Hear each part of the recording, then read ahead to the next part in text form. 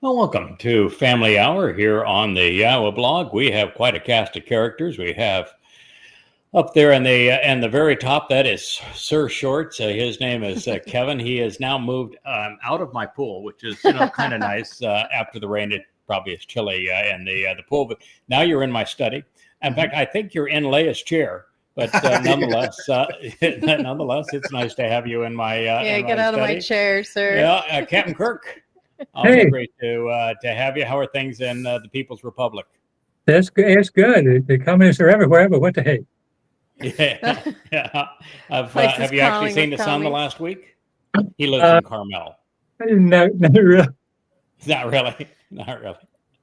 And JB, what is that you have behind you? It looks like something intelligent. Is that amplified translation? Yeah, Hosha 4.6.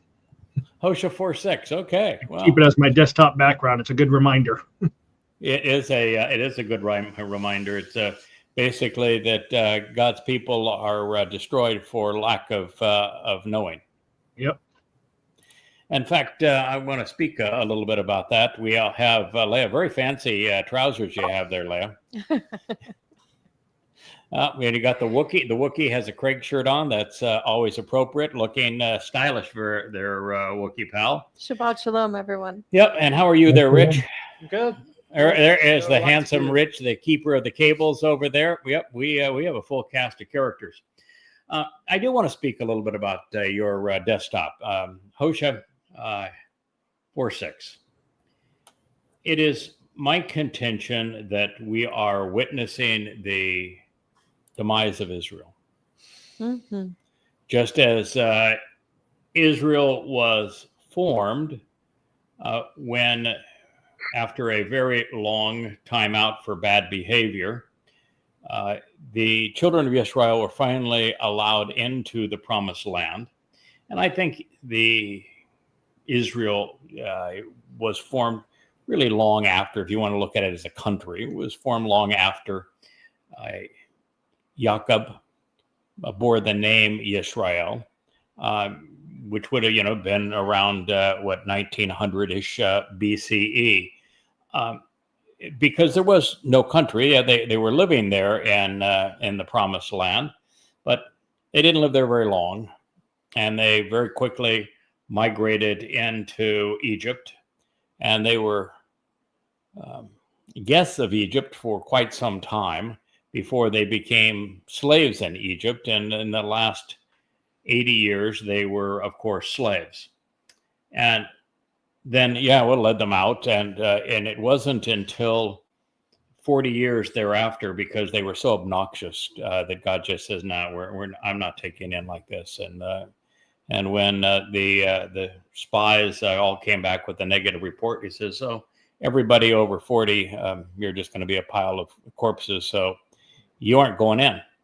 And along the way, Moshe even said, "I want you to kill me, God. These people are impossible. I can't go forward." And Moshe actually never got them into the promised land. He got them to the border, and Yoshua ben Nun got them in. He didn't do very well with them. They didn't pay much attention to anything God had to say. So I don't think you really can count as a nation of Israel until they first unified as a Goyim people. And that would be under King Saul. Yeah. Under King Saul, they deliberately said they wanted to be like the Goy. That was a really bad idea. Mm-hmm. And they chose King Saul because he was big, tall, handsome, and they thought he was a really good guy. They chose politics. Yeah, they turned out to be a scoundrel. And he got literally demon-possessed. Yeah, he got his head handed to him, literally. That didn't work out very well. And then for the first time, really, Yisrael as a nation was unified under King David. Mm-hmm. Yahweh's chosen one, his beloved son, the Messiah. And he did a marvelous job of defending Israel. He brought them into Jerusalem as the capital. He acquired the Temple Mount. He built the city of Dod. He marked the what is called Zion, the signs along the way. He became a master linguist and prophet, having written 100 songs and proverbs. Just an extraordinary life well lived. And he did unify Israel, but boy, it didn't even last his lifetime, did it? No, they rebelled against him, his own son, Absalom. And it says all of the men of Israel, that couldn't have been quite all, but darn near, rebelled against him. So you can't claim that was a unified Israel, I don't think, can you? No. So very brief time under God, maybe 30 years at most. Israel was a united people. A flash of a moment in time. Yep, and they were briefly united under Solomon. And Solomon started out great. I mean, personally, I'm partial to his Sermon on the Mount, his Towrah message, where he introduced the Nakri to the world. Very eloquent. Yeah, it was a really an amazing speech, one of the most important prophecies ever uttered. I wish more people understood it so that we could get Israel's attention. But he unfortunately became very religious. And he began to pander to the gods of his wives and concubines. And Israel did not survive much long after his death. It was very quickly crumbled. And from that time, there has not been an Israel. Yeah. Really. There was a political Israel, maybe. There was a Yahud for a good while until the Babylonians decided that wasn't something they wanted. And so Babylonians took care of that. And then there was briefly a Yahud after that. And then the Greeks came a-calling, and they took away the liberty. And then the Romans took away the liberty that the Greeks had taken away. And then the Roman Catholics took away the liberty that the Imperial Romans had taken away. And after the Imperial or the Roman Catholics, you're dealing then with the Byzantines, and they didn't give autonomy to Israel or even to Judea. And then you had the first Muslims that perpetrated genocide on every Jew they could find. So that worked really well. That's when they came in and built the Dome of the Hoofy Print and the Dome of or the Mosque Alaska, based upon the wild asteroid, one of the great farces of all time. You look after that, and you've got the Ottomans, which was this mix of Islam and the Mongols, and they were ruthless. And then the Crusaders tried to take it over, and they were no better. And then finally, you have Jews no longer living in the land, not a significant number of them anyway, and that was followed by the European persecution and the pogroms, and that turned into the Roman Catholic, Nazi, and Muslim Holocaust. And it was only after that Israel became a state again. So Israel doesn't really have much of a history in the land, does it? Not much. No, really not much. It's under Dode, somewhere around 1020 BCE, right? For about 30 years, about 20, 30 years of being a kingdom of Israel under Solomon, and then Israel's gone. And what you've got is Judea for a while, and then you don't have Israel again until 1948. And of course, in 1948, the Muslims tried to perpetrate genocide on Jews. They tried to recreate what Muhammad did in Arabia. Yeah. And then they tried to do it again and lost in 1967. And then they tried to do it again and lost in 1973. And that didn't work, so they created the myth of the Palestinians and the PLO to terrorize Jews into submission, and that didn't work either. But then they came up with a plan in 2023 that it pains me to admit, and this is the thing I really wanted to talk about here. And the reason we were even discussing this, fellas and lady, is that our mission is to advance Yahweh's ambition. Yahweh wants his people to recognize and accept his name. He wants his people to recognize and accept his beloved son, David, who is the Messiah, our Savior, his son, and the returning king. And he wants his people to come back home, to stop being religious, to stop being political, and to return to him. And that is our mission. That is what God has asked us to do. And when you recognize that Israel's on the cusp of its destruction, that sounds rough, but that is where Israel is. And we're going to explain why that is the case. And I'm sorry to bring this to you. It's late in the night on the Shabbat in Israel. So this is not the news you want to hear, but I can't overemphasize how just essential this message is. I'm going to tell you something that no one else has ever told you before. And feel free to interject as we go along. Israel was played as a fool by fools. Yeah. That is tragic because the average Israeli IQ is 115. And those who played them for fools have an average IQ of about 70. So it shouldn't have been possible. But it happened.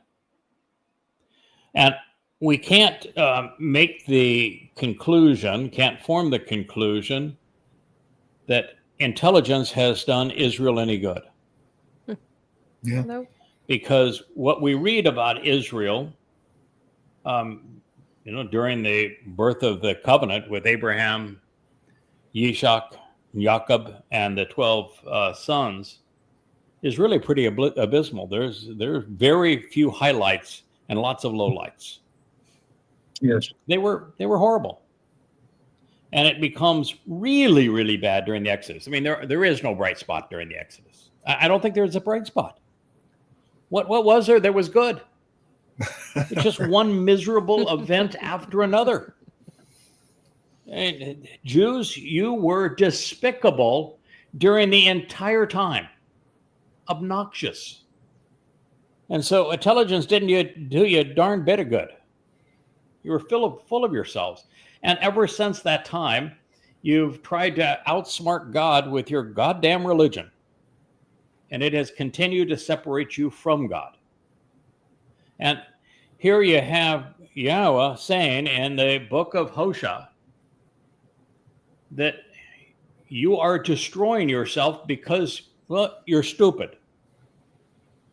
Would that be a reasonable? Yes. Religion and politics. Oh, yeah. Religion and politics make you stupid. Would be to say that you can't process information at a reasonable pace.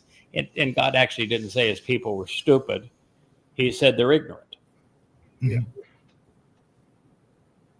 It is for lack of knowing that you have yourself. That word is Yada. And the problem Israel has is that they have emphasized knowing things that are untrue. So it's not just that they had no knowledge, it's the things that they chose to know and to convey were mostly untrue, if not almost all untrue. Every day I go in to the feed of my Facebook account, and I pick out the first 10 stories from rabbis. Just utterly obnoxious. I mean, it's so really stupid. retarded, yeah. It's so stupid. It makes you want to scream. Yeah. And I post them with very little commentary because I want people to listen just to how utterly ridiculous Judaism is. It is so obnoxious to God. Here they are celebrating the damn end of the year, so they can start Rosh Hashanah and the high holy days. And you just want to go, what in the hell is wrong with you? How could you be? No, I would use stupid. A Babylonian New Year. Yeah. Babylonian New Year. A Babylonian New Year. Yeah. Yeah, Babylonian New Year. Well, yeah, it's tradition. Yeah, and they're not celebrating it because they hate it because, well, it's the time that they have to fool Satan so that he doesn't accuse them. And the rabbis are all about this is how you do that. Yep. And then they're miserable because they have to go into a time of affliction, of twirling chickens over their head and abasing their souls. What a waste of a chicken. What an utter waste of a life. Yeah. Yeah. JB, do you ever consider the what Yahowah had to say about the first of the year? No, What do you have to say about the first of the year? I can't think of anything. It's a bead. Yeah, It's a bead. yeah, you start Abib. counting for Passover. Yeah, Yeah. Abib. Is Abib in the seventh month? No, By the way, can the seventh month be the end of the year or the beginning of the year? Is there any year that only has 7 months? Would it have to have 6 months? Because the seventh they're claiming is the new year. So I don't know how that works if the seventh month is the new year, but nonetheless, You gotta believe. they'd be dumb enough to believe, and they believe that they're in a year that it's 100 and they're 197 years off from God's calendar, That's true. and it's obvious they're 197 years off. So, because Jews don't know what we've come to know about God, the nation is on the cusp of its destruction, and we can't seem to get Israel's attention. Our goal here is we want 70 Israelites, Jews in Israel, to listen to what God has to say and to be the single most important voices in the history of that nation. And if you don't respond really quickly, there's going to be no nation to respond to. And let me tell you what I mean. On 10/7 of 23, I began a letter that turned out to be 150, 200 pages. It's a long letter. Mm-hmm. And it's called At War with Religion. And what I did is I explained the nature of the attack and who perpetrated it, and it had nothing to do with Hamas. Yeah. Alaska Flood is a title from the Quran, and it was perpetrated, financed, orchestrated, and perpetrated by Muslims. The majority of those who crossed over the border were not Hamas. They were just good Muslims. Citizens. Their intent on Alaska Flood was not to perpetrate genocide in Israel. Yeah. What enough? Their intent was not to conquer Israel. Their intent wasn't to claim that this is their breakout moment and that they're going to be able to move the borders of Gaza eastward, and they were going to claim the southern part of Israel. That wasn't their intent either. And you would have thought that somewhere along the way, some smart person, they got a Mossad, they have a Shin Bet. You'd think that there'd be some smart person in Israel that was, gee, why did they do that? Mm-hmm. Why were they motivated to commit rape? Why were they motivated to dissect and torture children? To be heinous. Why were they motivated to kidnap grandmas? Heck, they kidnapped dead bodies. Mm-hmm. To draw her in. Why did they slaughter people at a dance that had nothing to do with them. Yeah. Why did they go into a kibbutz, the kibbutzim that where the most liberal of Jews were, who were the most accepting of them? Right. Why did they do that? To draw her in. Yeah. Provoke a response. They did that because they were baiting Israel to do what Israel did. They wanted Israel to go into Gaza and to destroy it. And they knew that if they bludgeoned Israel to that extent, Israel would go into Gaza and would destroy it. Now you say, well, why would Muslims in Gaza want Jews to go in and destroy their homes? They do what they're told. Because their goal of Islam has always been the eradication of all humankind, beginning with Jews. Yeah, for them it was martyrdom. It was Free brothel in the heaven. Yeah, it was more than just martyrdom. It was martyrdom and the great jihad. It was martyrdom that would lead to the destruction of Israel. Yeah. Because if they could get Israel baited by being so heinous on 10/7 to therefore invade Israel with this mission to eradicate Hamas, there was a 0% chance that Israel would prevail. Right. And a very high likelihood that Israel would be destroyed. Yep. And that is precisely what has happened and will happen. What do I mean by that? On that week of 10/7 of 23, and that letter, I predicted, and we talked about it on this program, that Israel would be lured into invading Gaza, and I begged Israel not to do so. I said, Israel, if you invade Gaza and you use bullets and bombs with the intent of taking out Hamas, you will fail, and in the process, you will destroy yourself. And what I explained is that you cannot win a religious conflict with bullets and bombs, particularly with a religion that celebrates death, where the highest calling, according to the Quran, for a Muslim is to die killing for Allah. Yep. You see, the Quran orders all Muslims to fight and kill for Allah.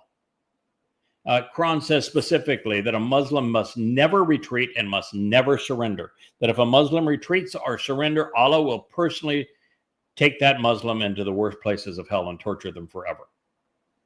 So a Muslim cannot retreat. They cannot surrender. Hamas is Muslim. Gaza is all Muslim. And so there was no chance whatsoever that Hamas was ever going to surrender, or any Muslim was going to surrender in terms of the good. If they have somebody that's, they're surrendering, they aren't Hamas. You can say they're anything else, but those are crappy Muslims if they're surrendering. The Quran orders the good Muslims to kill them first. Yes. That's right. Yes, he does. Allah calls Muslims who surrender hypocrites. They cease to be Muslims, and Allah calls them out to condemn them, saying he's going to torture them forever in hell. So you cannot be a peaceful Muslim. You cannot be a Muslim who surrenders. The moment you surrender, you cease to be a Muslim. No such thing as moderate. So there is no way that Israel could have gone into Gaza and defeated Hamas, killed Hamas, obliterated Hamas, or got Hamas to lay down their weapons and surrender. Zero. You could do this 1,000 different ways for 1,000 years, and you will never succeed with those goals, ever. And if you go into a war that has zero chance of success, you will always fail. Israel failed. And what I said is, if they do this, they will manufacture more jihadists than they kill, which is precisely what's happened. You look at those food convoys, the jihadists that are armed in black and sitting on top of them are like ants on sugar. There are as many, if not more, armed jihadists in Gaza now than they were 715 days ago when Israel began this conflict. So they lost. It did not work. It failed miserably, as I foretold. Because why would I foretell that? Because I don't think there's anybody on the planet that understands Islam as well as I do. You know, when you write 5 volumes like this, you're the first to set the Quran in chronological order. And you use the Islamic hadith, particularly Tabari and Ishaq, the 2 chronological presentations of hadith, which would be reports from Muhammad and his followers. And by the way, the hadith and the Quran come from exactly the same lips, passed on exactly the same way. There's really no difference in hadith and Quran in terms of their authenticity. Mm-hmm. And so I was the first to put the Quran in chronological order and set it into the context of Muhammad's life, and went through every Quran surah to explain exactly what Islam is. So I knew the religion probably better than anybody alive. And I was able to make many conclusions about what would happen in Gaza when Israel did as I had foretold, invaded it using bullets and bombs. And that is precisely what has happened. And so Israel has made a very bad situation in Gaza much worse. And they've lost, they're going to soon be at 1,000 soldiers lost. And that's not the end of it. It's not just that Israel went into Gaza, destroyed Gaza, killed some 50,000 plus people. Now, when you realize that 4,000 Gazan Muslims perpetrated 10/7, and Israel at the very least has killed 50,000, mm-hmm. What percentage of the perpetrators are represented in that 50,000 at the absolute most? It could be more about 1%. Yeah, 9%. That much? If they got all of them, if they got every single one of the perpetrators, it is impossible for Israel to have made of those 50,000 any more than 9%, the actual perpetrators.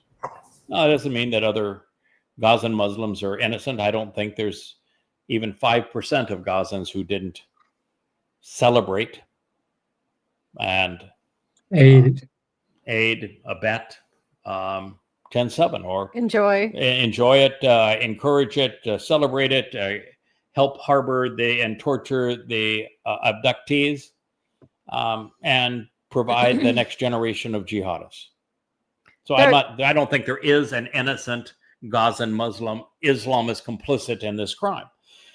But nonetheless, you've got at least, if the number is only 50,000, and I don't think anybody believes that's the number, that almost everyone would acknowledge that it's higher than that. It means that at least 46,000 didn't actually participate in 10/7. And the world knows this. And the world sees the images of Israel blowing up building after building.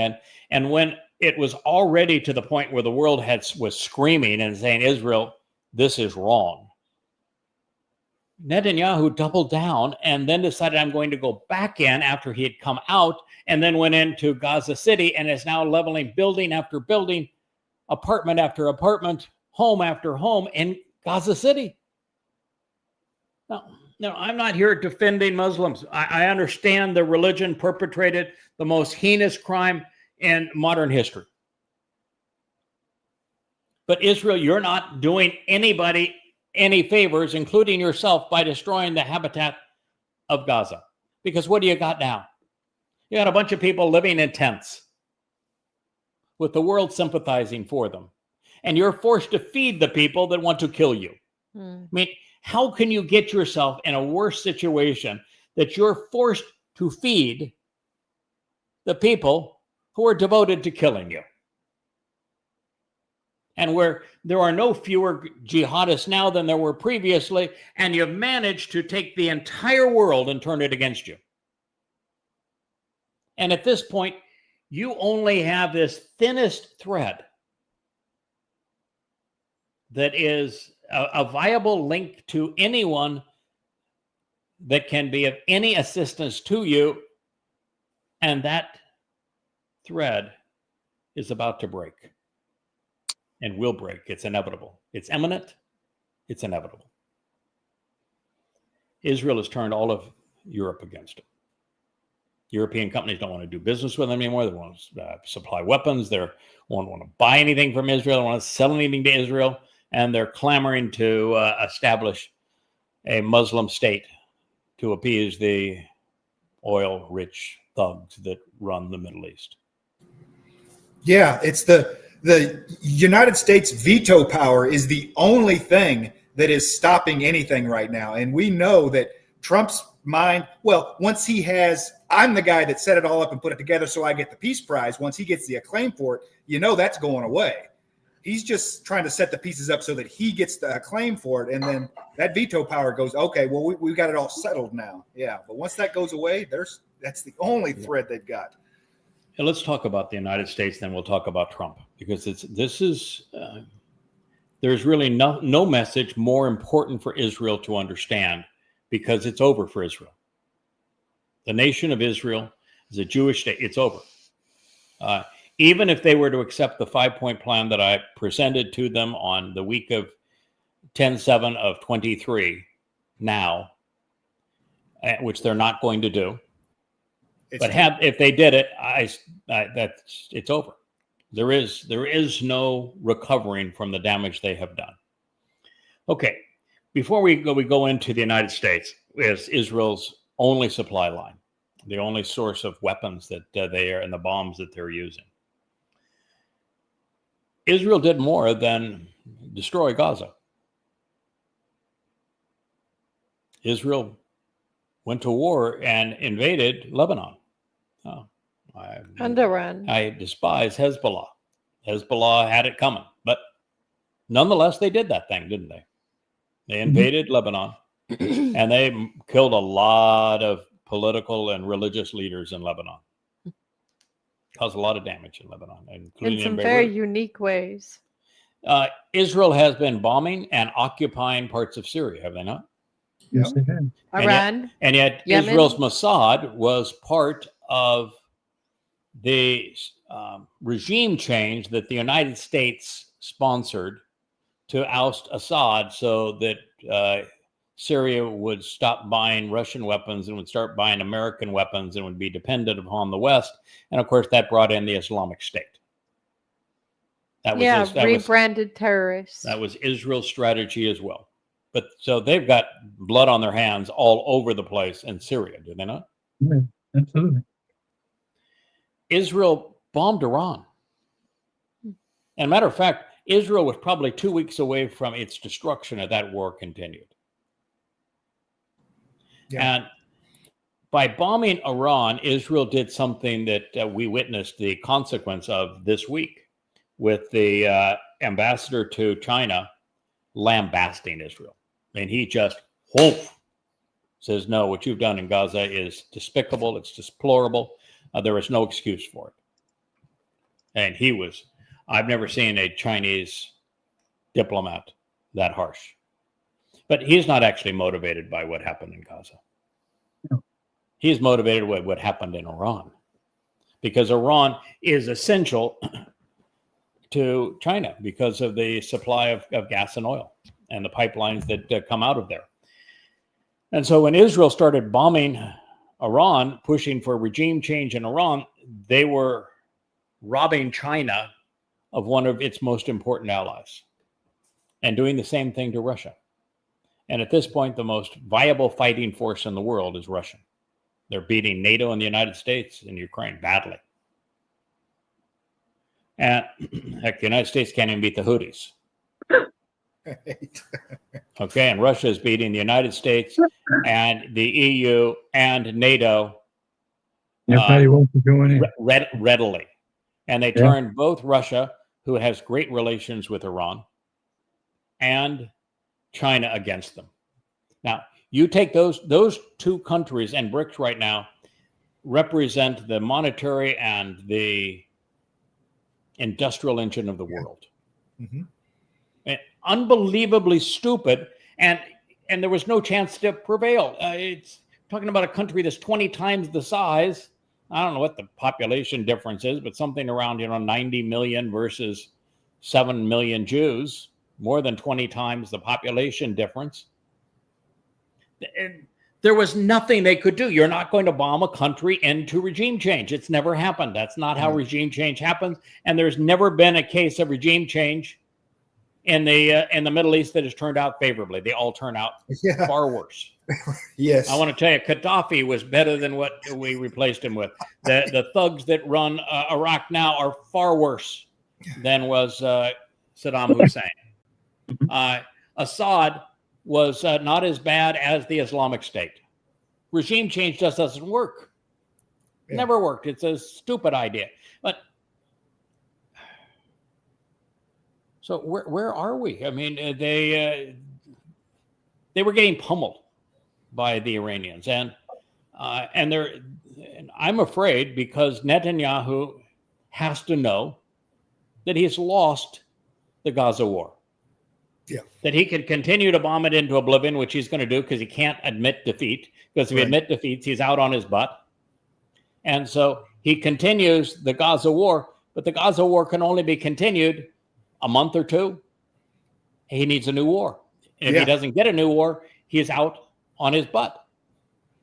And so where's his new war going to be? Where his old war was. He's going to go back and start bombing Iran again. And this time, Israel is going to be annihilated. That's just the way it's going to be. Iran is too formidable. Heck, the United States couldn't defeat Afghanistan. How in the hell is Israel going to defeat Iran? It's not possible. Yeah. Particularly with Iran having China and Russia as her allies. And then if that wasn't enough, Israel bombed the Houthis. Bombing the Houthis does nothing. Literally does nothing. They celebrate death. Oh, okay, you killed 10 leaders of the Houthis. What's that? 7 brain cells? I mean, what's the collective IQ of 10 Houthis? Seriously. 600. 600. I don't think so. I think the average IQ of Houthi Bill is in the 50s. Okay. So so you're giving him too much credit. Well, that's gotta be nice. Okay, so it makes Israel feel great. The Houthis are sending bombs in, but the Houthis have actually shut off Asian trade from Israel, because that used to come in through the Gulf of Aqaba, and that port's now closed, and there is no shipping into Israel from there. They shut it down, and the Iranians damn near destroyed Haifa on the other side. Yeah. So they're bombing the Houthis, and then they decided that, okay, we're going to bomb Qatar. Now, nobody can stand Hamas, but you've got to be smart enough to know that Qatar owns the one man that is still supplying you with bombs, Trump. And even if you coordinated the bombing of Qatar with Trump, he's going to deny it. Yeah. And he's going to turn on you because, he's received between Qatar and Saudi Arabia, about $16 billion in bribes? Yeah. So then you bomb Qatar. And what you've done is now you've unified Islamic nations against you. You now have a NATO of Islam. And they're not, futzing around with weapons. They have far more, I think about 20 times more money invested in U.S. weapons than Israel does. Mm-hmm. And you add that to what is in Turkey. Yeah. Not looking good. Yeah. And where do you think the U.S. is going to stand if Saudi Arabia and Qatar and Turkey go to war with Israel? Whose side do you think the United States is going to be? Saudi Arabia. They have to. Absolutely. Absolutely. No question about it. The dollar depends on it. That is correct. And Turkey's NATO. Turkey is NATO. Turkey is Saudi Arabia is the only reason the U.S. Economy is still afloat, because of the petrodollar. And so the United States already has signed a defense agreement with Saudi Arabia. Mm-hmm. Trump did that. Right. And America has never signed a defense agreement with Israel. And so you've got Israel bombing, 5 countries, plus bombing Gaza into oblivion. And the world's just had it. Now, you can say, well, the world had it with Israel previously. Well, there's a difference. They weren't overtly clamoring for a Islamic State to be carved out of Israel's heart. They weren't boycotting Israel. And they are now. Mm-hmm. And they're openly condemning Israel. So now let's look at the United States. The Democratic Party has definitely turned on Israel. It's less than 10% of empowered elected Democrats support Israel. So that's about as extreme as you can be. Among MAGAs are very, very quickly turning against Israel. But MAGAs under 40, Republicans under 40, are as anti-Israel as are Democrats. The whole fuss over Charlie Kirk. Charlie Kirk was bribed big money, big money, to say nice things about Israel. He was in it for the money, he was bribed, and he said nice things about Israel until he didn't. And he joined the likes of Nick Fuentes, Candace Owens, and his buddy, Tucker Carlson. And he started saying horrible things about Israel. Really revolting things about Israel. Well, aren't they foaming at the mouth anti-Semites? Well, I wouldn't say the other 3 are foaming at the mouth anti-Semites. But Charlie Kirk was the last hope to hang on to an influencer for young Republicans that could keep that door at least partially open so that Israel would have at least some base that survived in American politics. And he turned on him.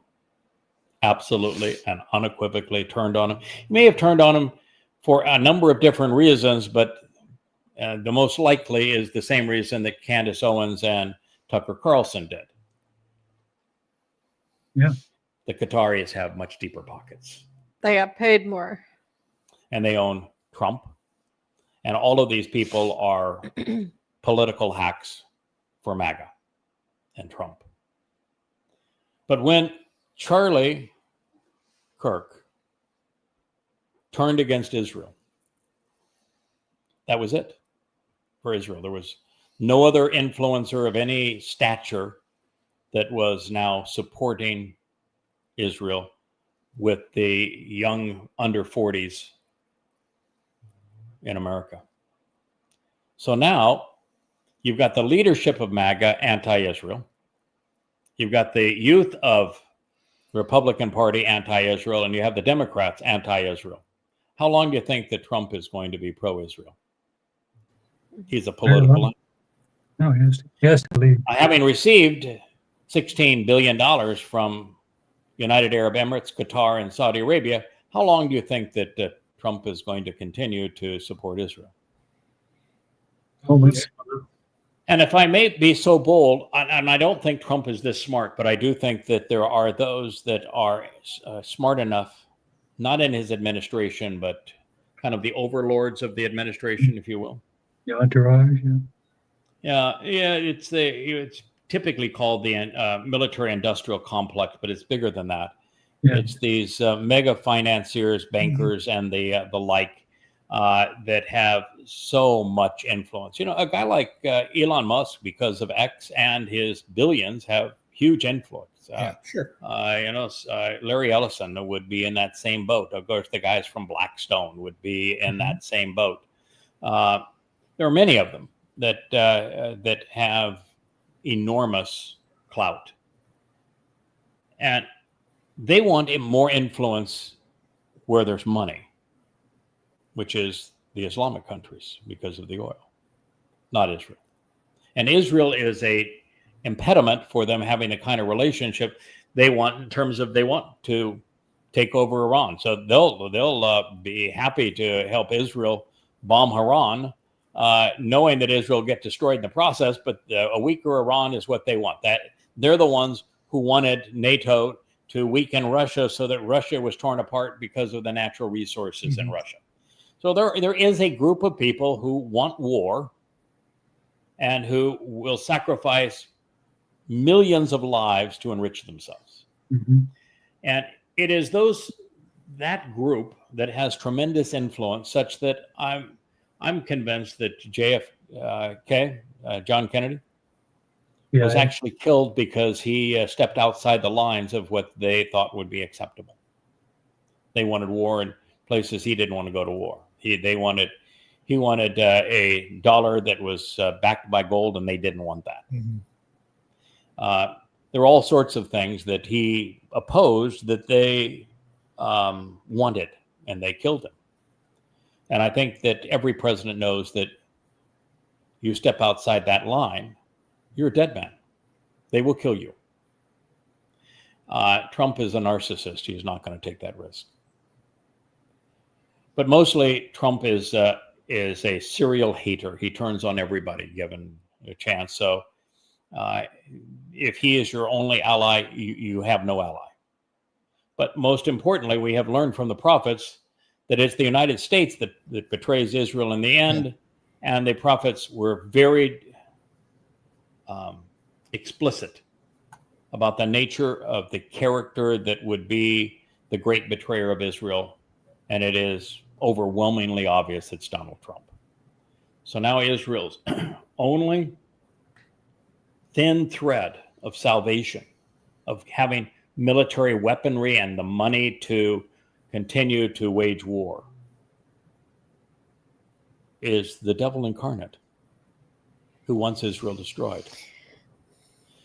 So if you were smart, now Trump isn't, but No. if you're one of the ones that are pulling Trump's strings and you're smart, what are you going to do with Israel at this time? Are you going to say, Israel, you get no more weapons? Or are you going to say, here, Israel, here's all the weapons you want? Yeah. What would the choice be, and why would you make that choice? Because it's not obvious to anybody in Israel. Give them all the weapons, let them hang themselves. Right? Yeah. Agreed. Because if you continue to give them weapons, they will continue to bomb Gaza into oblivion, and they will bury themselves.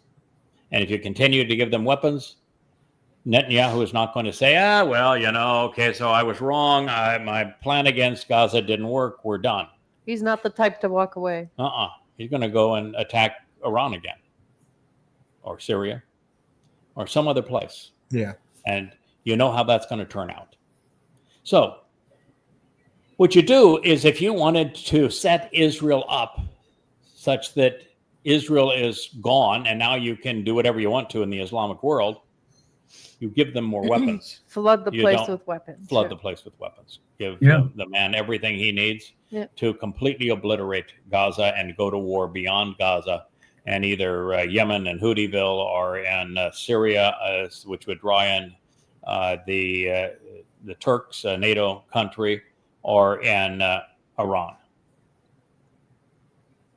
That's what you would do, and that's what's happening. That's why Israelis are in love with Trump and say, look what he's given us. But Israel came out just yesterday, Netanyahu did, and said, I have this new strategy. We're going to make all of our own weapons in-house. So if we're constrained by the world, we're going to have our own weapons industry. I'm telling you, Israel is very inventive, and they have some coin. They don't have the natural resources But to they pull don't. it off. They have no natural resources, and they're already bled dry by an economy where A war the most economy. productive people are out playing soldier and getting killed. Yeah. Right. And so they're financially, they're essentially bankrupt, and they do not have the wherewithal to develop that kind of industry. The United States is going bankrupt trying to do it.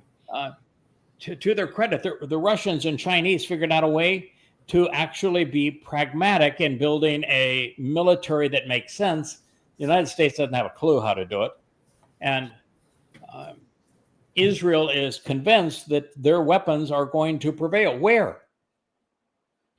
What was 10-7?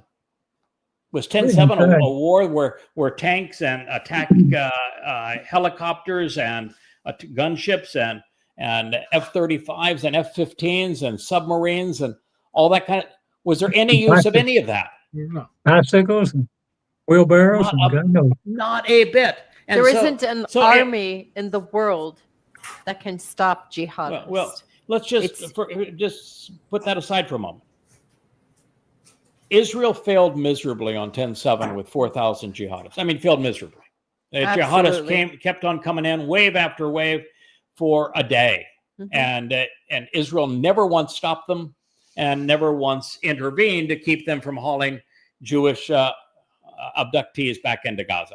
True. They were completely and totally inept. True. And there were 4,000 of them, almost all of them on foot. And they couldn't do it. What's going to happen when that's not 4,000 but 4 million? Mm-hmm.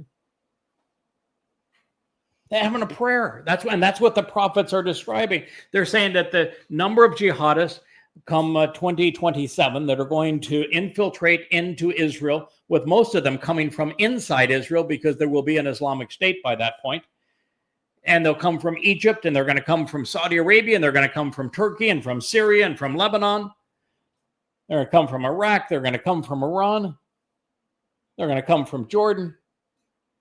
They're going to come from Pakistan. There are going to be 4 million of them. And all the while, you're going to have Turkey and Saudi Arabia and Qatar and Egypt all engaged militarily attacking Israel's cities. And they're going to launch more drones and more missiles than Israel has interceptors. And those cities are going to be destroyed, and the power plants will be destroyed. And there'll be no way to fight those fires. There'll be no way to protect the people.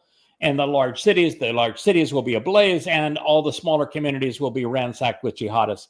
That is what the prophets have foretold. It is Al-Aqsa flood times 1,000. And the IDF will be completely and utterly useless. And the United States will side with the Muslims.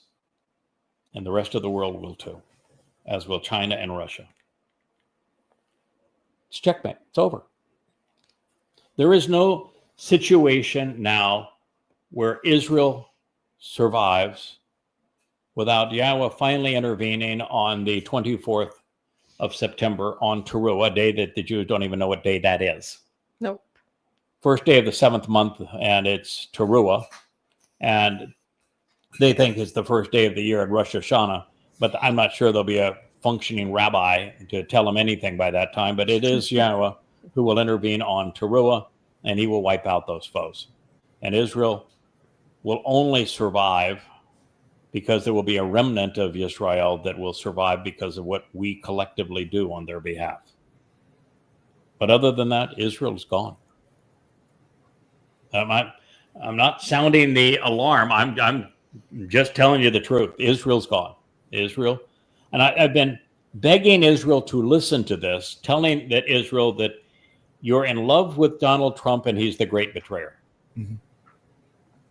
That he is literally demon-possessed with Satan. That by continuing to bomb Gaza, you've turned the entire world against you, and you cannot survive that without Yahweh. And you do not have Yahweh because you told him to go away and shut up. You didn't want to hear from him and see it from him again. And all you've done is gotten more belligerent since that time. Yes, but Yahweh has a remedy. He says, I got a guy. He does have a remedy, but that remedy... His name is Yada. But that remedy... Yeah, 2 guys. And really he's got 3 because that's his real guy. Mm-hmm. The other 2 guys, work on behalf of the real guy. And that's good. But the fact is, we communicate the message in that last 3.5 years from the Temple Mount. Yep. But we don't stop the war. Yahweh stops the war. Yeah. And by the time he stops the war, there are not a lot of Jews left.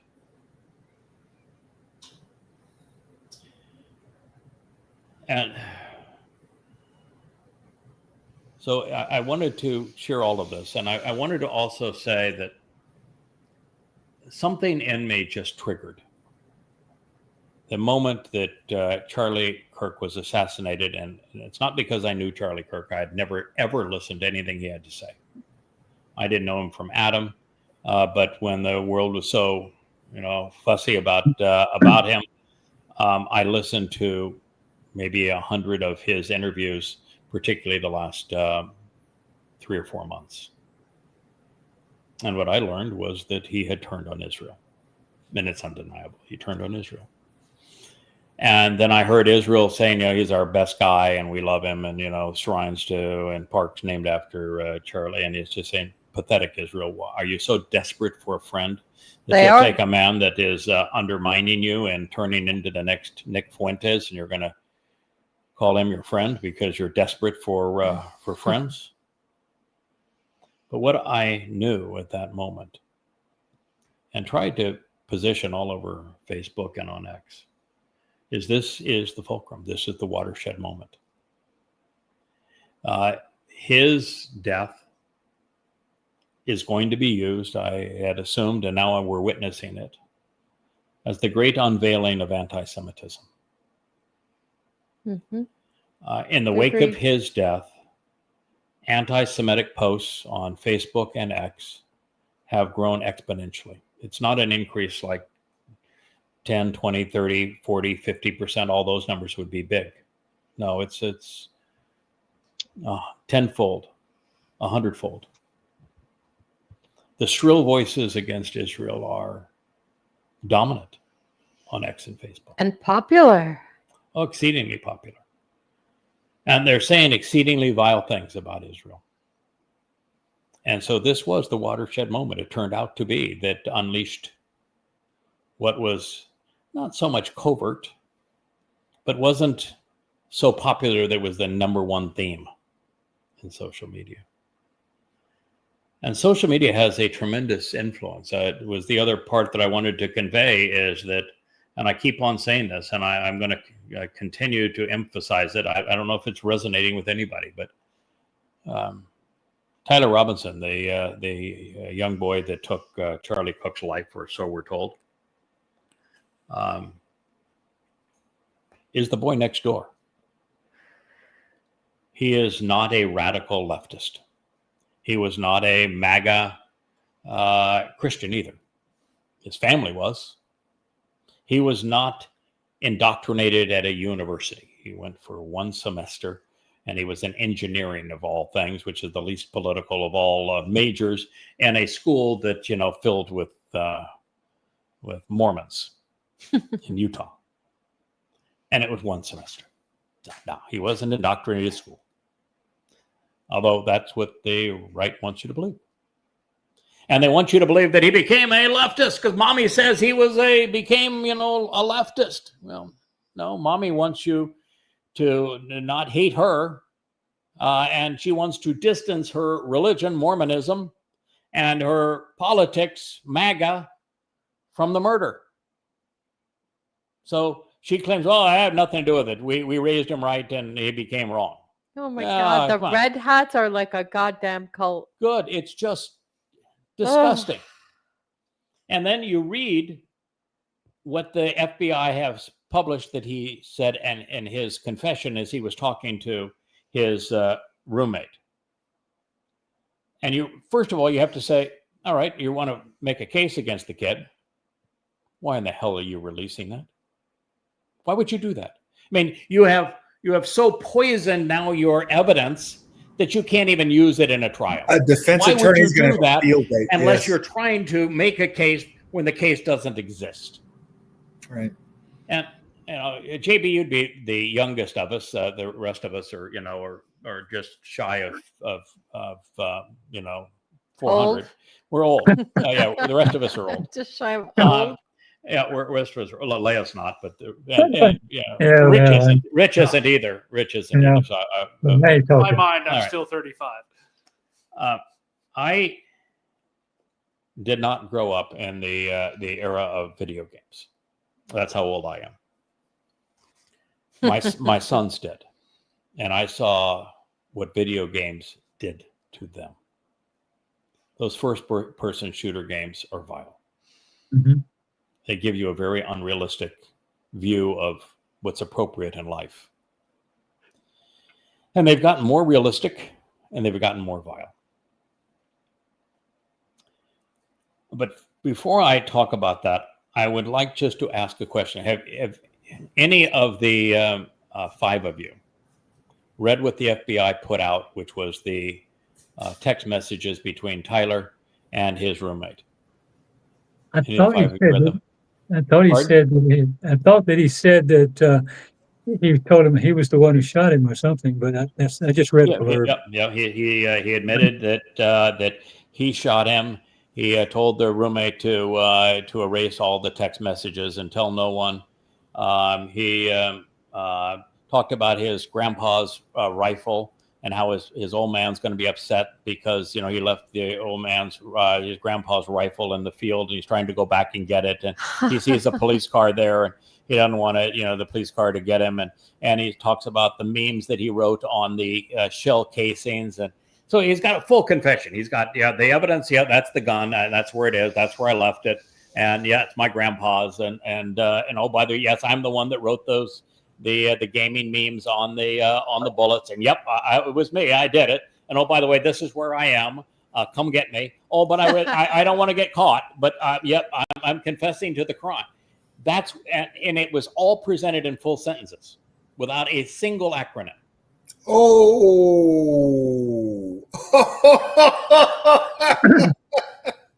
No, not, if you were to put that into, I'm not a fan of AI, but there are people that like them.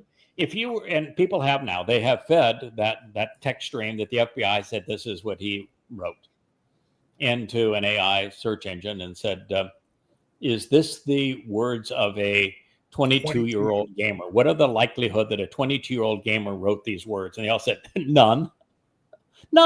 It's not how they write.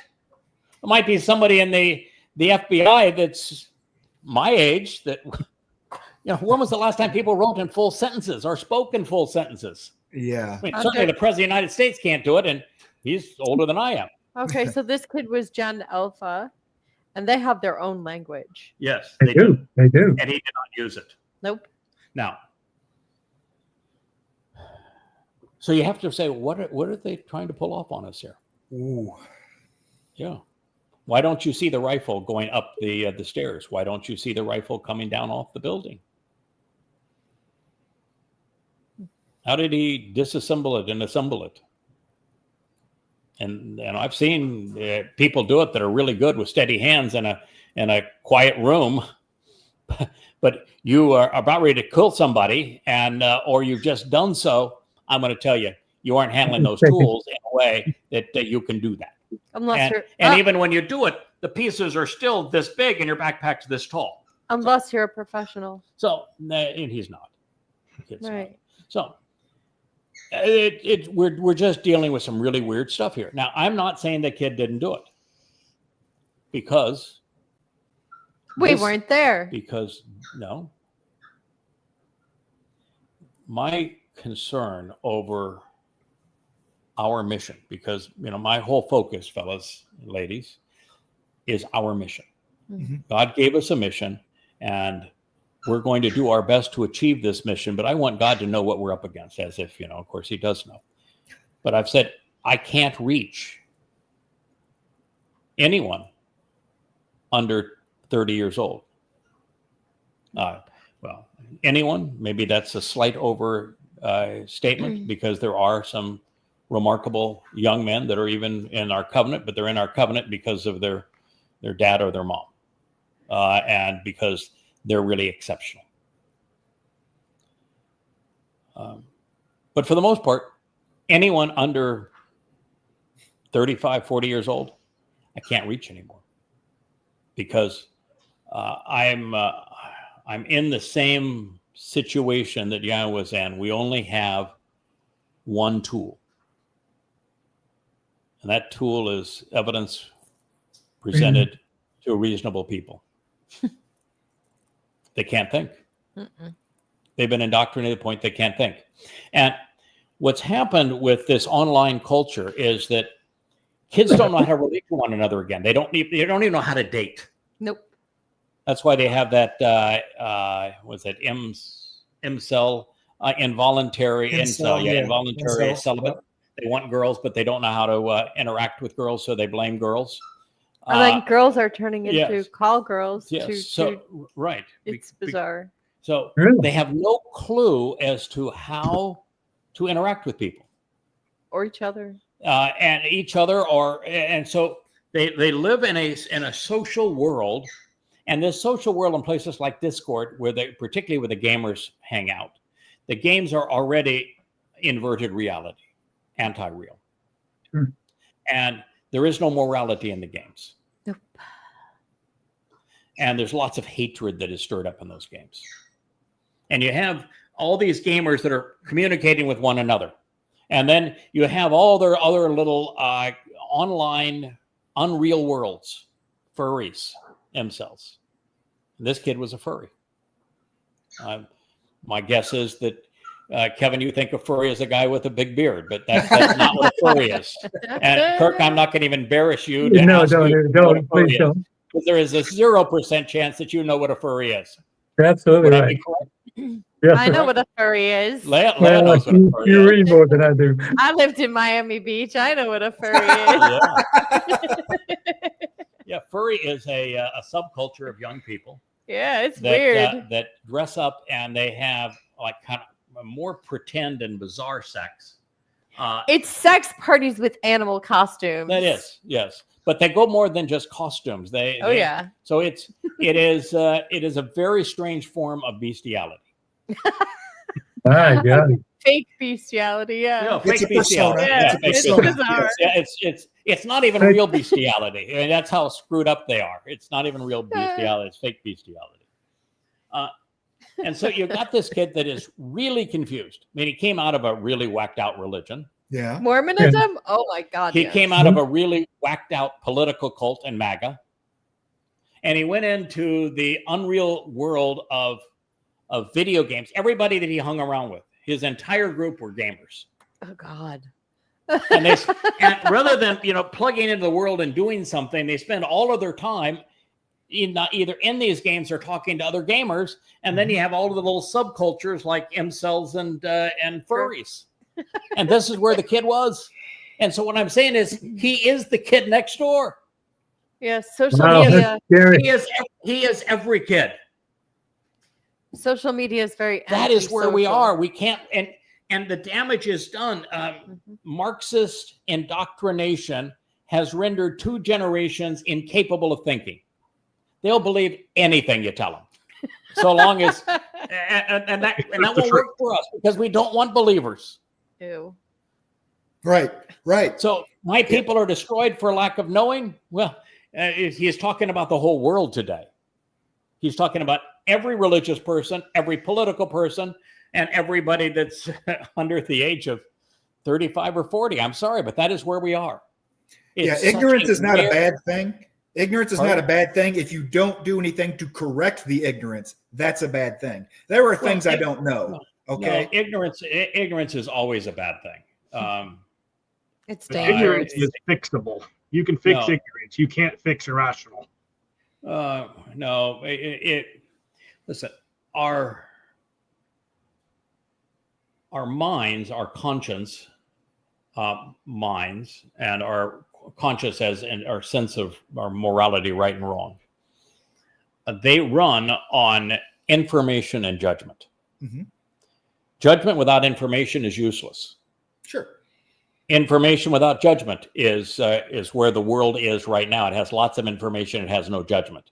And that's exceedingly dangerous. So you could say that having information, but not being able to process it intelligently, which is where the world is now, the religious and the political world and the young world is there. They have information. They can't process it. It couldn't make an intelligent decision if their life depended on it. So that's lethal. But if you have judgment, but you have no information, you're dysfunctional. Yeah. And so you have to have both. It's you need to know what's true, what's good, what's reliable, what's important, particularly pursuant to God. And then you must be able to process that information in an intelligent way. And religion precludes you from doing that. It absolutely, there is no religious person on earth that can process information intelligently. I mean, we're dealing with them all the time on social media. I've dealt with them all the time because of all the talk radio shows that I have done where they've called in, and all of the emails that I have answered over the time, this period. I can tell you that God himself cannot win an argument with a religious person. So true. Okay? They will always resort to spewing their religion and the ad hominem argument. That's all they've got. And they have never, you will never once, not in the history of humankind, will you convince a religious person that their religion is wrong. Rational Not arguments ever. work on Not religious people. Not If they did, ever. there'd be no religious people. Yes, that's right. Yes. And so the same thing is true with the overtly political person. Absolutely. Mhm. MAGAs are as lost in a world of stupid, of the inability to reason as are the overtly religious. MAGA Nation. So now you're looking at, the Yeah. Nick Fuentes and the Candace Owens and the Tuckers and the Charlie Kirks. Yep. They were players in two realms where nobody thinks: religion and politics, spewing lies. Talking heads. And they're now Kirk is being turned into some kind of a hero or saint. And no, he misled everybody that listened to him. So you have this ongoing problem. And then you have Marxists today would be well over 1 billion people, probably 2 billion, who aren't smart enough to know that Marxism is not only counterproductive, but that it has never worked. And that collectivization brings out the worst in humankind, but that the people that they call their enemies, the fascists, were actually Marxists. Of course they were. Hitler was a Marxist. Sure. The Marxists collectively have killed 200 million people in the last 100 years. It's the most vicious, deplorable, destructive, dehumanizing force on earth today is Marxism. Over time, the most destructive force on earth has been Islam. All right. And now you got Marxists and Muslims together Holding hands. because neither of them can think, because they only have one thing in common: a hatred of Jews. But they have nothing else in common. Well, they both are violent. Guess who's more vicious? The Marxists or the Muslims? I think the Muslims are more vicious than the Marxists. But of the last 100 years, the Marxists have killed far more people than the Muslims have. The Muslims still hold the high score at about 300 million. But the Marxists have killed 200 million in the last 100 years, far more than the Muslims. But they are together, and the world doesn't understand the consequence of them being together, what brought them together, and what's going to happen as a result of them being together. Wait a minute, aren't they cheering them on? The world is cheering them on. No, the world's not cheering them on. There are lots of Marxists in positions of power, and there are lots of young people who are Marxists. The indoctrination of our youth has been through a Marxist education. Mm-hmm. And it has rendered an entire generation just utterly stupid. They are a liability to themselves and to the world. Now, I'm complaining about this because my job, our job, is to awaken people to some fundamental truths: that Yahweh is God, and that Yahweh is God's one and only name. That Dode is God's beloved son, that he is our former and returning king, that he is a great prophet, he was the Messiah, and he is our Savior. He's the one that filled Pesach, Matzah, and Bakodim, which means Jesus never existed. And that Allah is not God, and that Muhammad was not a prophet. And that the covenant has 5 conditions. The first of them is you can't be part of it until you distance yourself from the Babel of religion and politics. And so all those people that are considered good, and they're in little heavens, they've got Charlie now in his little glow, and he's up there in the clouds Little with halo. his American flag and his MAGA hat, and he's up there with the heavenly host. No, if you're overtly political or religious, you are excluded from heaven. No. And when you promote religion and politics, as he does, you actually get a ticket to the other place. You know where. So my complaint is, and I've waged this a number of times with YAHOWAH recently, and he says, okay, yeah, so I agree, it's true. What does it change? Which is that young people have been indoctrinated outside of the realm of reason. They cannot process words. They're incapable of processing evidence and reason. And the religious are as well. Marxists are as well. What is a realistic? As well. And Israel hasn't listened in 3,400 years. So, God, please tell me, how do we achieve this? How do we prevail in this situation, God? When the audience, the potential audience, so tiny. So, God has revealed that we do prevail. Now, that may be because he has low expectations because he's been in this battle. He is where we are. I mean, he was where we are. He is not now. But he was where we are, and I guess he is where we are now because of the seven spirits of YAHOWAH. But the fact of the matter is, he tried with Israel, and God himself failed. Not because of God, but because of Israel. And Moshe failed. Not because of Moshe, because of Israel. Mm-hmm. And Dode failed. And the great prophet Yahshua failed. This did all of them. And so I routinely, I'll go to God and say, wait a minute, they all failed, God. You know that. And Israel hasn't changed. How in the world are we going to succeed? And in this case, we only have 8 years left. And we only have 20 months left to the Shabbat harvest. Mm-hmm.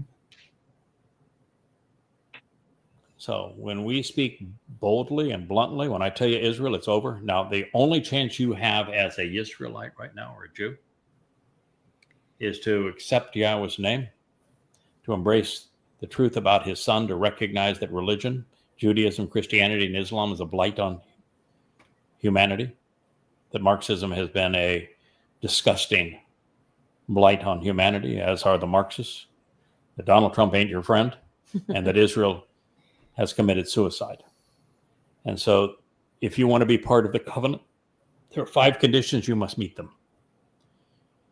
You need to start attending the Moed Mikre intelligently, and that means you better not be celebrating Rosh Hashanah. You better not be twirling chickens over your head or think that Kippurim is you would say Kippur because you don't know it's Kippurim. Uh-huh. That you think it's a day of punishing yourself and being remorseful. It's a day of reconciliation. It's a great joyous day when celebrated correctly. And you think that I haven't a clue how you're going to celebrate Sukkah, except you got the 4 species. And we make a big deal out of that. Yeah? What is the Etrog? Isn't that the yes. the Rabbi Full Employment Act? Yeah. Let's find the ugliest damn piece of fruit that's the most useless piece of crap in the world, and we'll charge people thousands of dollars for them and tell them, you need to have a really fancy one if you're going to impress God. That's right. I can't say God. Hashem. Mm-hmm. G-D. Adonai. Yeah, there you go. Yeah, I have no clue what happens on Sukkah, when it's going to be celebrated, why God is eliminating all the religious people on earth, why he brought Eliah back, who's most famous for eradicating the religious and political establishment of Israel, and that's the guy he's bringing back. He's a good picker. Think it through, man. That was the guy that mocked the religious and the political, and and wiped them all out. There wasn't any political or religious leader left when he was through. Right. And he was serving God, and God said, "That's my guy. He's doing what I want." And you're going to parade around and pretend that religion is the answer when the guy that God said, "That's my guy," he was eradicated the religious and the political influences in Israel. No. Mm-hmm. You're going to invite him for Passover dinner, huh? And not serving lamb. And not He serving flipped lamb. the table on you. Yeah, Give him a bone. it's just totally astonishing. They could be that food. God tells you, oh, by the way, my Messiah is David. And so what are Jews doing? They're stymied, just frozen in time, waiting for a Messiah to arrive that is going to save them, and they have got no clue who it is. You didn't bother to ask Yahweh who it is? Oh, wait, I thought we had a Messiah, Bar Kokhba. Oh, that's where you get your star. Mm-hmm. Israel, you need to have an appreciation for the fact that your most lethal enemy today is Islam. And I have written these 5 volumes. This is the 5th of 5 volumes to tell you how to defeat Islam using words. Don't need to drop a single bomb.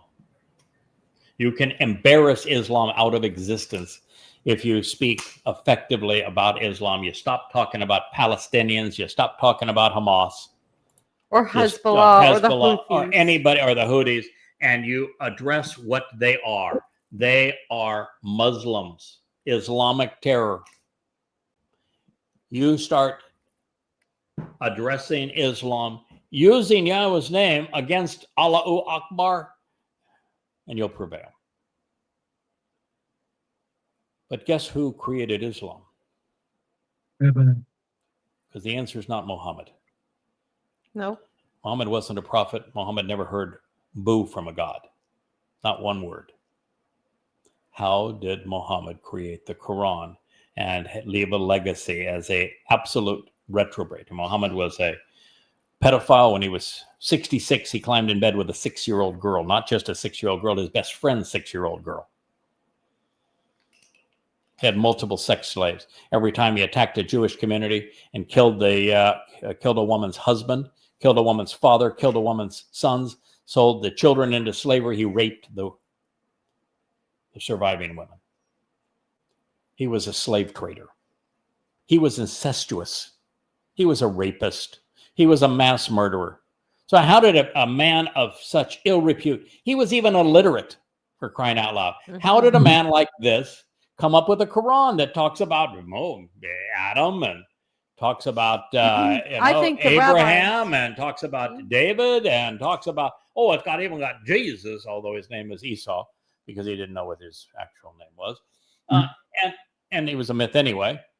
How did Muhammad come up with hundreds and hundreds of stories about the characters in the Torah and prophets, particularly the characters in the Torah? the rabbi sold them stories. 100%. And then before he paid him, he killed him. So What did Muhammad he pay him? bought Talmud readings, Babylonian Talmud readings from the rabbis and Yathrib, and he attributed those. Word for word. Some Almost. are word for word, like the story of the hoopy bird and the talking ants. That's word for word. The story of the whole story devoted to Daoud, David, where he learns to communicate with birds, and he goes on some escapade. That's word for word. And the line that is the most peaceful line in the Quran: if you kill one person, it's as if you killed all mankind. It's word for word. There are some that are word for word.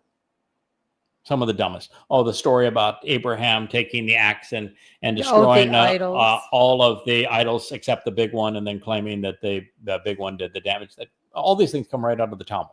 Yep. And some of them are word for word. But most of them, Muhammad twisted the stories of Moshe, for example. He twisted them to serve his putrid agenda and his his own situation.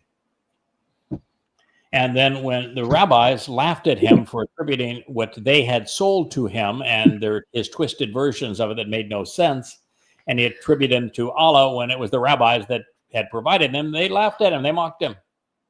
And so what does a psychopath do when his whole mantra is based upon you keeping quiet so he can pretend that he's a messenger of God, and he owes you a bunch of money and you don't have the money to pay him, and you're mocking him? What does a psychopath do? I kill you. I kill you. Exactly.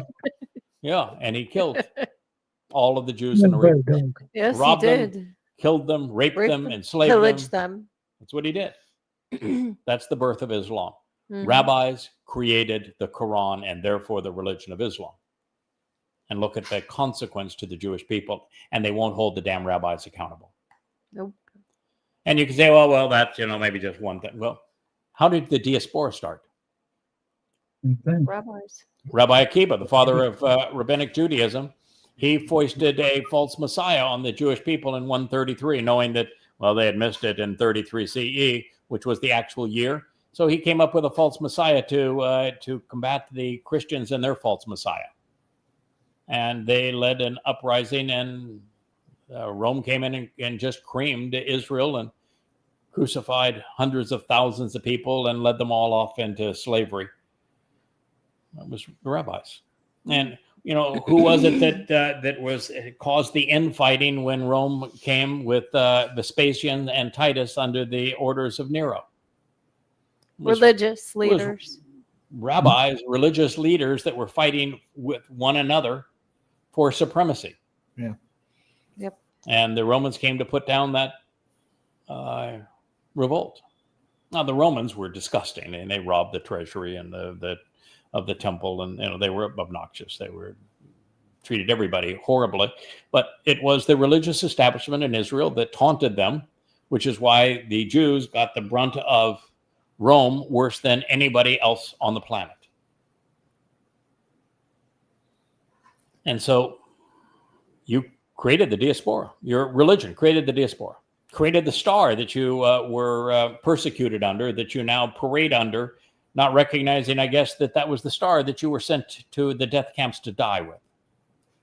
And that was the star of Bar Kokhba, the son of a star. It blows me away. It just blows me away that you choose that. And so Paul was the greatest of the rabbis. Yeah, then Paul. Yeah, he got his story too. You trained Paul as a rabbi. He claims to be a rabbi. He's the first person to ever use the term rabbi, and he claims to be the best of the rabbis. Under Gamaliel. And what he does in the first 14 letters of the Christian New Testament, he uses the rabbi strategy to misquote God, to take what God said out of context, to twist it, to create the opposite impression, and to create some kind of a stupid myth. Because what the rabbis hated Dode. The rabbis have always hated Dode. And so it was no problem with the rabbis of Paul creating a false Messiah by robbing Dode. And they taught him how to do that. And that's how he created the Christian New Testament. Rabbis created Christianity. And what happened to Jews? They were persecuted for 1,800 years. The Christian New Testament demonizes Jews, dehumanizes Jews. When I hear these Christians say, as a Christian, we need to stand up for Israel. No, you don't. Your Christian New Testament claims that Jews killed your Jesus. You dehumanize them. You demonize them. No. So they created Christianity. They created Judaism and caused the diaspora, leading to the Holocaust, and they created Islam. And they're precluding you from knowing Yahweh. They won't say his name. They'll mock you if you use his name. And everything they say about God is a lie. Everything they say about God is a lie. And so where are we, Israel?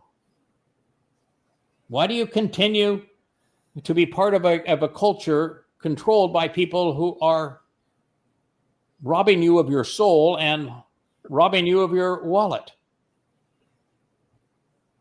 And why do you trust the likes of Netanyahu, who has destroyed the country beyond repair?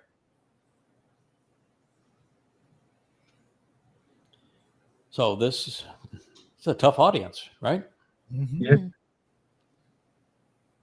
And every time I go to Yahweh and say, I'm not Moshe, and Moshe failed, and you were with him really essentially every step of the way, and still he failed. And I'm not Dode. I'm not your firstborn son. I'm not a Messiah. I'm not king. I don't have his intellect. And he gave up too.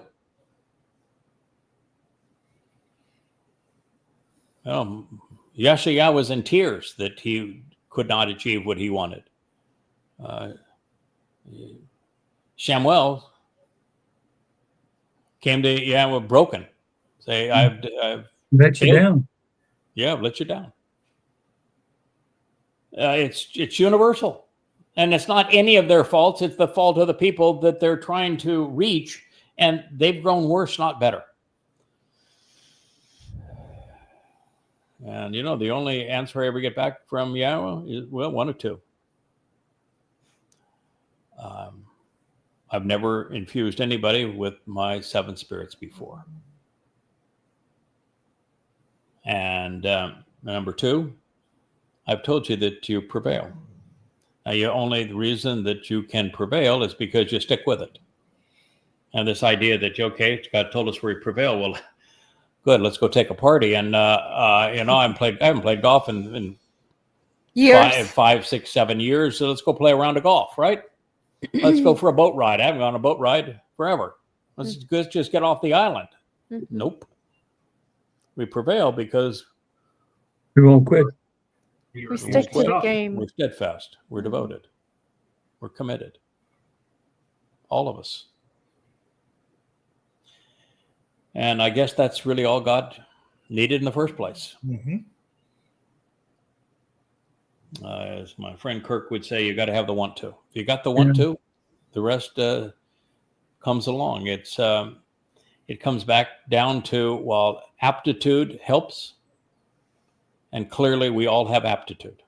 We all have our unique contributions in terms of aptitude. But that's not the thing that is making this work. It's attitude. Mm-hmm. So is it a great, I'm sorry. Go ahead. So is there a great rush at the end because of the pressure is what I've always figured. Is when of course, we're going to do a lot. Yeah, what I think happens, Kirk, is that Shavuot is going to be whatever it is. We're going to continue to do our best. We've got 20 months to convey the message. We know that there's going to be hundreds, if not 1,000 people, and we're hoping that the number is better than that. But God's not really concerned about the number. If he just had us, he would be thrilled. And those who are actively participating, so if you took the top 100 to 200 people, he'd be delighted. God would view that as a tremendous success. And if it turns out to be thousands, wonderful. But God's not going to be disappointed by not having tens of thousands of souls that capitalize on Shavuot. He's going to be delighted with the people that he has. He'd be delighted with this group right here. That's just who he is. That's how he operates. He was happy with just Adam. Yeah. True. Correct. So, Shavuot will be whatever Shavuot is. We're going to continue to be as effective as we'll manage the things like what you're doing with the YouTube channels, and then having others work underneath you for other YouTube channels and collaborate with you on other YouTube channels.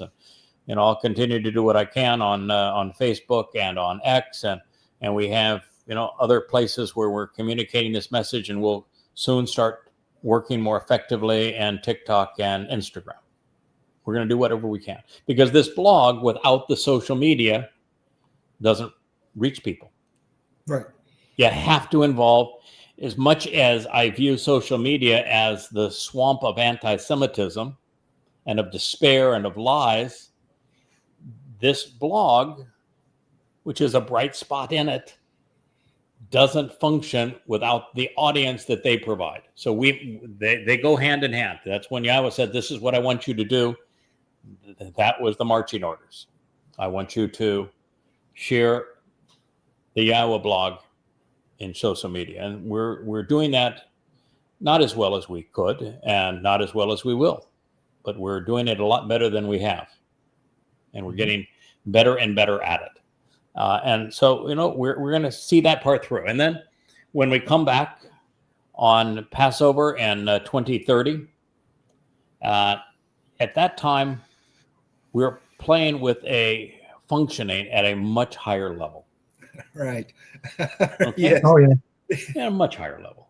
I mean, I have fun every day, and Leigh and I'll talk, Rich and I'll talk. I'll study Yah's testimony, and we'll come to another understanding, another fun insight as to how the whole picture comes together.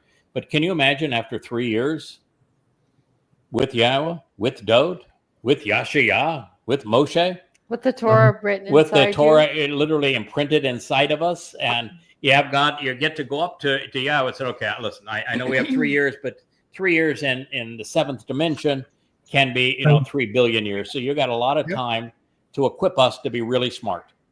So, okay, let's begin with what did I get wrong? So let's clean away the memory slates of anything that I got wrong along the way. And he's not going to have a problem with that. He's that was the whole purpose. Is I wanted you to show that with the information I already provided, that it was possible with diligence and effort and thinking that you could come to all of these conclusions and be able to present this whole picture and do so enthusiastically and confidently and powerfully. And you did those things, and you showed that with effort, with genuine work and diligence, you could understand. Right. So that's exceedingly powerful. So when I say, God, I want you to tell me what I got wrong, it's going to be, first thing I expect is a hand around the shoulder and say, kid, you did good. Right. And I think he's going to say that to all of us. Hey, you're good. I'm going to tell you the things that you goofed on because you've asked, but you don't need to worry about that. We'll work that through. Okay. The next thing is, all right, now this is going to be a big one now. What did I miss? Yeah. And I expect at that point, a laugh and to say, for me to share everything that you missed is going to take the next 100 billion years. We don't have that kind of time. We don't have that kind of time. And there's not one of those people down there that you're going to try to reach that's going to resonate with anyway. Right. So let's. We'll cover that later. And I don't think at this point we've missed anything that's really germane to the story. So I don't think that's going to be a very long conversation. I just think I think what you missed is life going forward. This is our relationship going forward. And so don't let me cheat you or me or us or anyone else of the joy of learning along the way. Yeah. Yeah. So I just think that's going to be a brief one. Okay. So you're going to come back and, we're all pretty comfortable in our relationship with YAHOWAH. Mm-hmm. Very confident, very comfortable.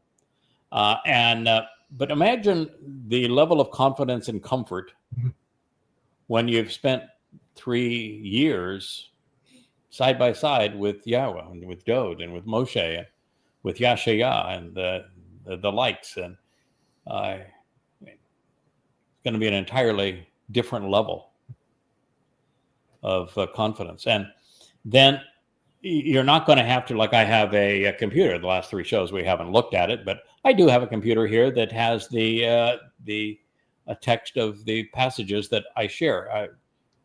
I'm certainly not going to need that, am I? Right. No, it's here. No. Yeah, it's all of it. Yes. And we're going to be partnered with Elia, the most entertaining orator of all time. And YAHOWAH during this whole time is going to be putting on a show above us. He's going to take the 2 tablets with the 10 statements, and he's going to raise them up for everybody to see. He's going to make us impervious. So they'll shoot RPGs at us, and they'll shoot all manner of missiles at us, and they will do everything they can to kill us. And it's just going to come on, stop it already. You're just nothing but an irritant. And they'll try to debate us. Well, that won't go very well, so they'll stop doing that in a real hurry. But we're going to be able to understand every language, speak in every language, and God's going to have this scroll that's playing above us that'll have the YAHOWAH blog on it. It'll have our books on it. It'll going to have statements that God had written and that we can expound upon. Yeah, that's going to be a pretty amazing sight, and everybody in the world's going to be able to see it. There will be live cameras trained on that all the time. The Dome of the Hoofy print and the Oscar Mosque gone, obliterated. A replica of the tent of the Restoring Witness is going to be there. And this guy, Elia, I mean, talk about credibility. Coming back from after 2,888 years, that's some serious credibility there, right? Yeah. Yeah.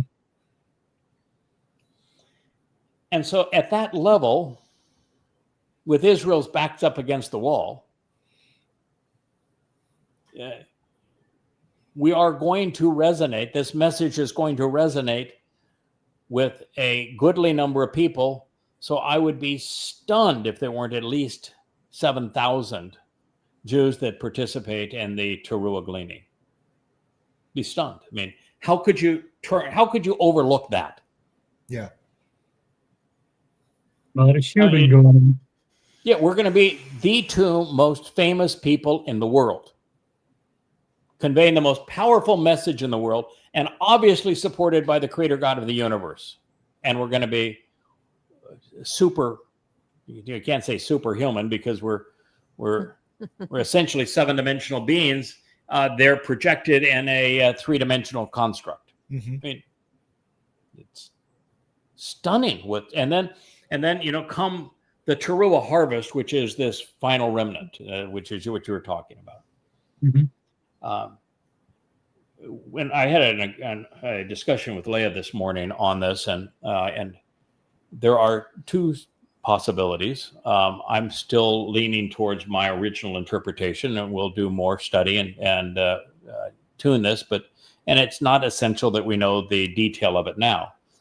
Right. But when you study the sacrifice that leads to the restoration of Israel, of the Yada Yahowah, and there it's the greatest show on earth. God's releasing torrents of water from the Temple Mount. He is igniting the flames that soar underneath the sacrifice of the Yada Yahowah. His booming voice is going to come out of heaven. It's going to be orchestrated by Elia, and this is exactly what he did 2,888 years prior. And then he's going to have obliterated every assailant, every Muslim, every Christian, every Marxist that has come to harm Jews. They're all obliterated. And then he's transforming the earth back into conditions of Eden. And then he's had these 2 chariots that have brought all of those who could potentially be receptive to Yahweh's message into Jerusalem after he's had this stream of light go to heaven with the fulfillment of the gleaning of Towrah the night before. So you're going to have God bring in every person from around the world, both Goyim and Yisraelite, into Israel, and he's going to put on the greatest show in the history of humankind and the universe with what he's doing. And then there's this Numbers 5 portion that is has the ash of the Yada Yahowah, from a little blood of it mixed to the Yada Yahowah in there, lots of water, and this remnant drinks this. And if they're salvageable, they have a attitude such that they can be reliable going forward, and they're teachable, so they're going to go into the millennial Shabbat. And if those people who are not overtly political and religious, and that's why they were brought in, drink it and die, that means that, that was the way that God's going about saying, you had been a waste of time. You'd been counterproductive. We just don't want to deal with you now. So you're gone. So you're going to have enormous numbers of people, I think, at that point. I'd be surprised if we were dealing with less than 70,000. And I guess I wouldn't even be surprised if we were when you're dealing with the entire world, it could be 700,000, because it's only at that point you're going to have 1/3 of the Israelites who have survived. That's 5 million. And if half of them are still super political and religious, then that's still 2.5 million that could potentially be there for God to determine on this formula that he has conceived whether or not they can be reliable or not going in. So, what 700,000 is not out of the picture, is it? It's close to what left Metzraim. Yeah. And you're also going to have, it is. Exactly. Yeah, very good. Very similar number. And you're also going to have, and they're going back into the promised land, because Sukkah is the return to Eden, which is the promised land. And then you're going to have Goyim. Now, the Goyim are going to be the workers, but these workers are going to be very special people. And you could have an equal number of them. Yeah. So I think that it doesn't really matter how successful we are on Shabuah, and how many people that we would have thought would have been Shabuah that have done a crash and burn and have goodbye. Right. Yeah. Whoops. Yeah. I don't think that matters. I mean, it's so long as we hang together and we continue to do the right thing for the right reason, we continue to learn, we continue to share, we continue to speak out on behalf of Israel and to Goyim, and we don't give up just because they're obnoxious.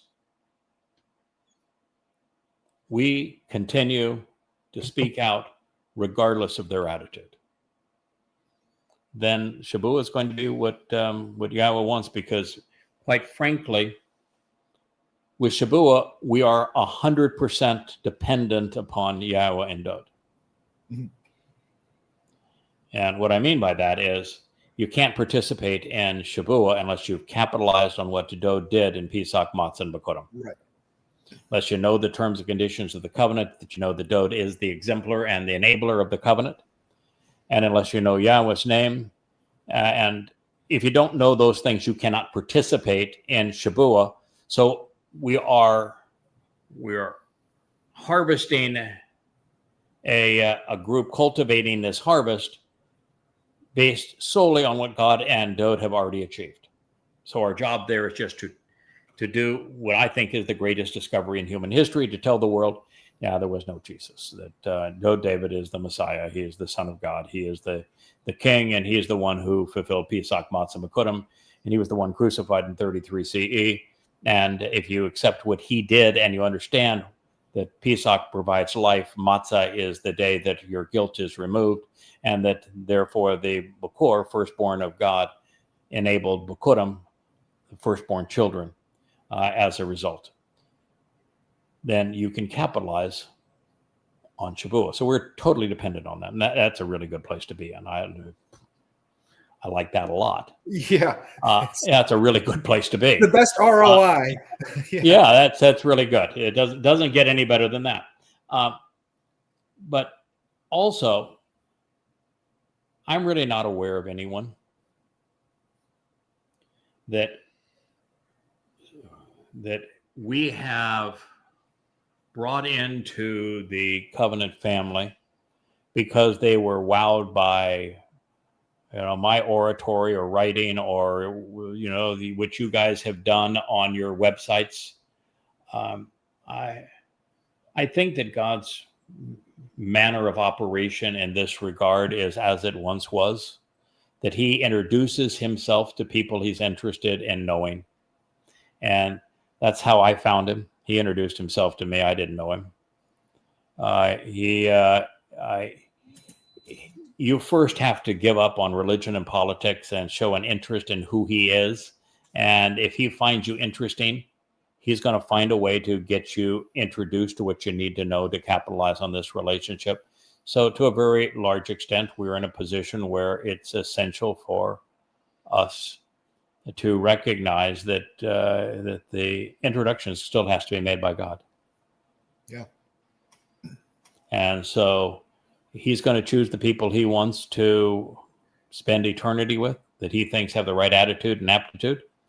And he's going to then find a way to introduce them to us. And we're going to be more than prepared to share what they need to know. Mm-hmm.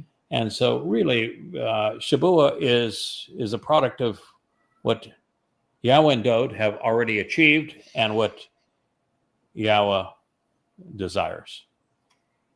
I don't think can be understated how Yahweh is in a position now that when he introduces someone or introduces himself to someone, between these 35 books that we have written under the Yada Yahowah name that are positioned on that bookshelf at YAHOWAH.com. And by the way, the 9th volume of the Yada Yahowah series is now available on the YAHOWAH.com website. Every book's free. There is no time that we've had this much information, this accurately and completely presented. And so that has never existed in all of human history. So if Yahweh makes an introduction, there is immediate access to that, what you need to know to capitalize on it, right?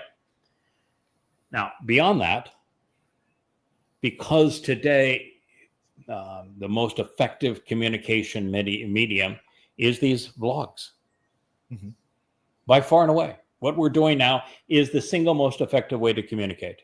And it can be distributed on every smartphone and every computer and every tablet and every laptop and every television in the world. And even people that speak different languages can have it translated for them. Yes. There has never been any time whereas the prophecy that Solomon revealed about the Nachri is going to come right out of the sky and you're going to be able to listen to it. And when you listen, you need to pay attention and then do as he requests. That's the means to salvation. So God now has these tools that he can use. You know, if we were to go away tomorrow, the tools are there. God can introduce himself to anyone and they can come to know him based upon his teaching because we have done that job. So I think that maybe the answer really is we've already done what he asked. We'll keep on doing it, but we have done as he asked. And so he is now able to make Shabuah whatever he wants it to be. And then on Towrah, we know that, you know, how extraordinary he's going to be through Elia and through all of the things that is going to happen during that 3.5 years of witness. And then we know what's going to happen as a result of that on Towrah that's going to be extraordinary. Yeah. And then the sacrifice of the Adam of Parah is otherworldly. It is now we've entered the realm of full interaction with God. And people brought in from around the world. Right. So I don't think we have to worry much about that either, do we? Well, we just stick to it. We continue to do what we do. We do it as well as we can. We enjoy the process as much as we can along the way. And don't fret it and don't let them get to us. And have the courage to tell Israel, this is the place you're in. Now, you said something, Kirk, and by the way, we've done this whole show on the passage behind you, JB, so thank you very much. Wasn't my intention, but it's been a good show. It worked out just fine. My people are destroyed for lack of knowing. Lack of knowledge, yeah. Yeah, Hosea. Great heading. Yeah, 6:4. And the 4:6. The reason it's so important is that Yahweh also says that because you've forgotten my Torah, I've forgotten your children. Therefore, if you want your children to be part of the covenant family, you need to go back to the Torah, and that is not, the Talmud is not a Torah. And that means you can't be a Christian because the Christianity is anti-Torah. Yeah. You certainly can't be a Muslim. So we are in a position where we can celebrate everything that Yahowah conveyed in the book of Numbers. It's all prophetic of exactly what we're experiencing now.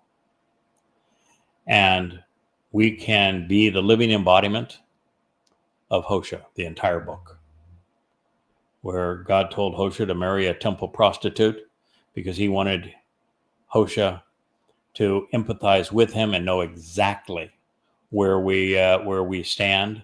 Now we have Rich. He is so clever. He has now managed to put up a clock. This is really clever on the screen, so that I know that we have been broadcasting for 1 hour, 55 minutes and 39 seconds, which is, he's telling me that you have 4 minutes to wrap this up, is what he's doing. And he's grinning. He is grinning now from ear to ear. So pleased with himself on figuring out how to provide this.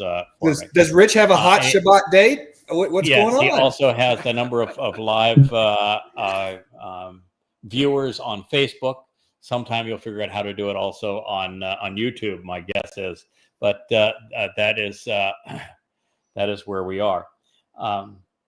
There he is. And so when you recognize that we're the living embodiment right now of Hosea, and Hosea says, "I'm divorcing you because you've been religious," and we know that the sacrifice in Numbers 19 of the Adam of Parah is for the cleansing of this woman that represents Israel that has been religious, and Numbers 5, and that this is the solution because God says, "I'm divorcing you, but I will return to you when you return to me."